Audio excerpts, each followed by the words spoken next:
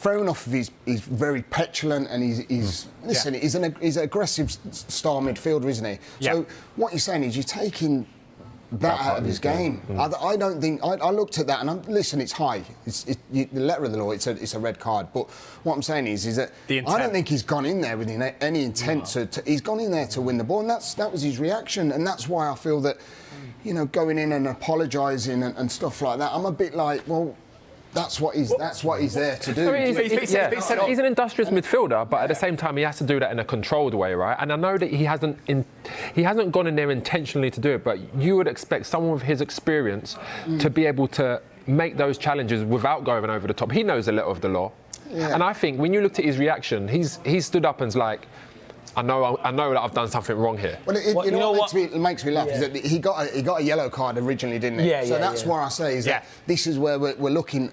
Overlooking. With VAR, VAR straight away. You're like, well, I've had a yellow. He's going to go and look at the screen, so it's going to be a red. But that's what I mean. So initially, the referee. Yeah, you know what? Well, he hasn't been sent off for his club before or country before coming to United. Now it's 2 sendings off. What does that say about the Premier League and perhaps the pace of play? No, the Premier League. Listen, when he got sent off with Crystal Palace, it was his hands were around Will Hughes' neck, so that's why he got sent off. It was an altercation.